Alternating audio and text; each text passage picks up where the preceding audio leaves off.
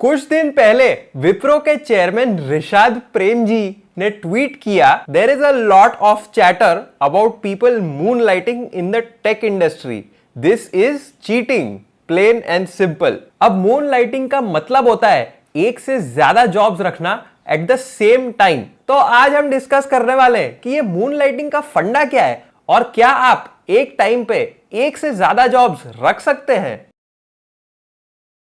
तो जैसे मैंने पहले कहा कि मून लाइटिंग का मतलब होता है एक से ज्यादा जॉब एक टाइम पे रखना। मतलब आप इस कंपनी के लिए भी काम कर रहे हो और साइड में और कुछ भी कर रहे हो या कोई दूसरी कंपनी के लिए भी काम कर रहे हो। और यूजुअली ये मून लाइटिंग को एक नेगेटिव वे में लिया जाता है क्योंकि कंपनीज हमेशा ये मून लाइटिंग की प्रैक्टिस के अगेंस्ट होती है। और जो कंपनीज है उनको मून लाइटिंग की प्रैक्टिस से मेनली दो दिक्कतें हैं।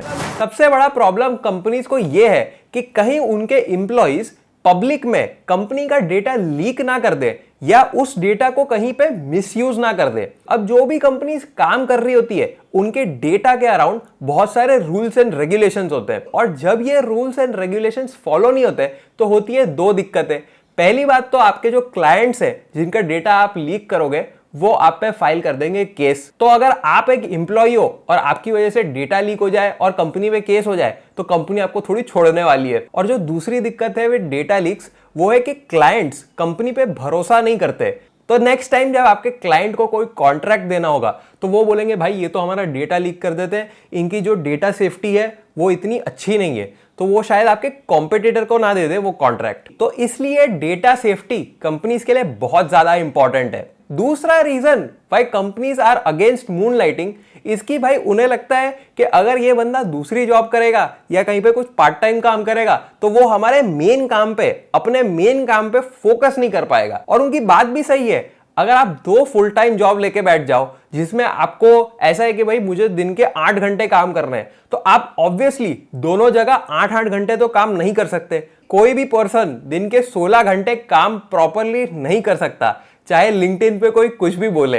अब कंपनीज का एंगल तो काफी क्लियर है कि भाई ध्यान नहीं भटकना चाहिए और साथ साथ डेटा सेफ्टी भी रहनी चाहिए, इसीलिए हम एम्प्लॉइज को बाहर काम नहीं करने देंगे। तो क्यों ये एम्प्लॉइज दूसरी जॉब करते हैं या कोई पार्ट टाइम जॉब ढूंढते हैं और क्या ये रिशाद प्रेम जी का कमेंट अबाउट मून लाइटिंग सही है कि गलत? तो इस पूरे खेल को समझते हैं एक कहानी, फैक्ट्स एंड फिगर्स से। तो सबसे पहले है Rishad Prem ji. Rishad Prem ji is the chairman of Wipro limited. अब विप्रो के बारे में तो सब लोगों ने सुना होगा। विप्रो में है काफी सारे एम्प्लॉइज कंसल्टेंसी सर्विसेज देती है और काफी सारे फ्रेशर्स वहां काम करते हैं। अब अगर हम विप्रो की स्टार्टिंग सैलरी देखें तो आप देख सकते हैं कि रुपीज 3.2 लाख है विप्रो की starting salary. And it is a fact कि ये जो स्टार्टिंग सैलरी है 3.2 लाख ये पिछले 10 साल से बदली नहीं है और 10 साल में इन्फ्लेशन की वजह से इंडियन रुपी की वैल्यू हाफ हो गई है। इसका मतलब ये 3.2 लाख भी नहीं है, ये 1.5 लाख है। पर चलो for the sake of it मान लेते हैं कि भाई 3.2 लाख आपकी सैलरी है। अब 3.2 लाख में से डिडक्ट विडक्ट होके अगर हम पर मंथ पकड़े तो आपके हाथ में आते हैं 26-27 हजार रुपए। अब अगर आप बैंगलोर जैसे शहर में रहते हो तो आपका accommodation plus food cost plus transportation और मिसेलेनियस एक्सपेंसेस मतलब घर के खर्चे वगैरह मिला के आराम से 18 से 20 हजार रुपए खर्च हो ही जाते हैं। आजकल रेंट्स वगैरह काफी बढ़ गए हैं तो ये शायद 18 से 20 हजार भी मैं कम बोल रहा हूं। और बाय द वे ये कोई बड़े बड़े अपार्टमेंट्स नहीं है, ये मैं बोल रहा हूं कि अगर आप पीजी में रहें या आप रूम्स शेयर करें तो आपको इतना खर्चा होगा। अब 27,000 सैलरी में से आपके 20 हजार तो खर्च हो गए, अब बचे हैं आपके पास 7,000 रुपए। अब ये जो 7,000 रुपए बचे हैं उसमें से हमें खरीदना है नया फोन, नया लैपटॉप, हमें घूमने जाना है, पार्टी करनी है, पेरेंट्स को पैसे भेजने। फिर मेरे जैसे लोग यूट्यूब पे आके ये भी बोलते हैं कि भाई इन्वेस्ट करो, तो भाई इन्वेस्ट भी करना है, सेव भी करना है। तो ऑब्वियसली विप्रो की एक फ्रेशर सैलरी से आप बहुत ज्यादा लग्जूरियस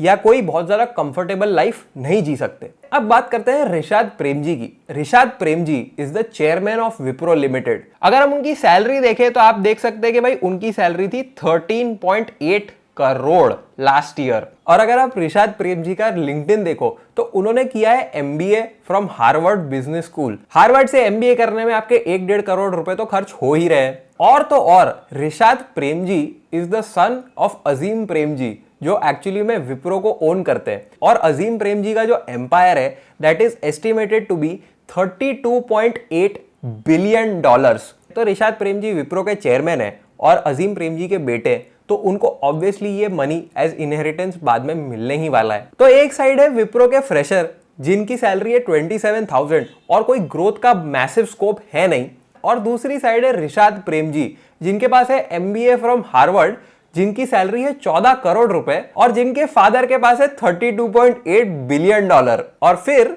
रिशाद प्रेमजी ये ट्वीट करेंगे कि आप जिसके पास कोई पैसे नहीं है वो अगर थोड़े से और पैसे कमाने की कोशिश कर ले तो वो कर रहा है चीटिंग, प्लेन एंड सिंपल। तो अगर कोई पूछता है कि क्यों एम्प्लॉइज मूनलाइटिंग करते हैं, तो भाई आंसर इज वेरी सिंपल, पैसों के लिए। अब देखो, मैं ये ना कोई रिशाद प्रेमजी के अगेंस्ट पर्सनल अटैक नहीं करना चाहता, वो एक बहुत बड़ी कंपनी चलाते हैं काफी सालों से, बट उनको ये भी समझना चाहिए कि आजकल के यूथ के कुछ एस्पिरेशंस है, उनके ड्रीम्स है, और जब विप्रो की फ्रेशर सैलरी उनके लिए काफी नहीं है, इसीलिए वो दूसरी जॉब्स या पार्ट टाइम जॉब्स करने की इच्छा रखते हैं। अब भाई ये सब सुन के सीधा जाके 4 जॉब में मत अप्लाई कर देना, क्योंकि वो होती है चीटिंग। क्योंकि देखो, at the end of the day जिस भी हम कंपनी में काम कर रहे हैं हमें उन्हें रिस्पेक्ट देनी चाहिए, और जो उन्होंने टास्क हमें दिए हैं वो हमें कंप्लीट जरूर से जरूर करने चाहिए। देखो, ये कंपनीज भी आपको एक स्टेबल सैलरी दे रही है विदाउट एनी रिस्क, तो हमें उनकी रिस्पेक्ट करनी चाहिए। तो इन केस अगर आपको एक दूसरी इनकम स्ट्रीम चाहिए या कोई साइड इनकम चाहिए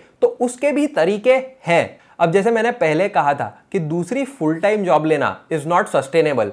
ऑब्वियसली आप 8 घंटे इधर और 8 घंटे इधर नहीं काम कर सकते, तो इस सिचुएशन में काम आती है पार्ट टाइम जॉब्स, या जिन्हें आजकल प्यार से इंटरनेट पे कहते हैं साइड हसल्स। अब जल्द ही मेरा प्लान है एक साइड हसल्स पे एक डिटेल्ड वीडियो बनाना, तो अगर आपको उसमें इंटरेस्टेड है तो आप सब्सक्राइब बटन जरूर दबा दीजिए।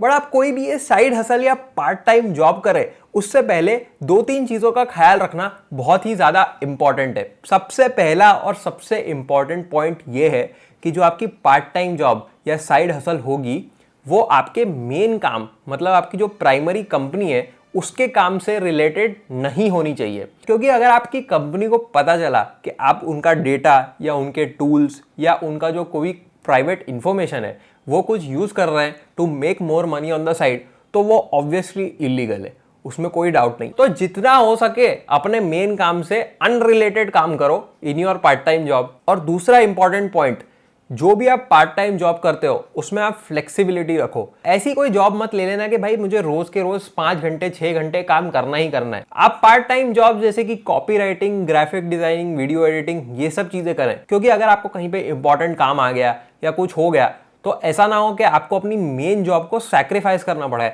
Because of this second thing. तो भाई जाओ, पैसे बनाओ, बट स्मार्टली और मेहनत से। और सबसे इंपॉर्टेंट बात, जिसके लिए भी काम कर रहे हो उसको रिस्पेक्ट करो, किसी को भी चीट करने की कोशिश मत करना। I will see you next time, bye bye.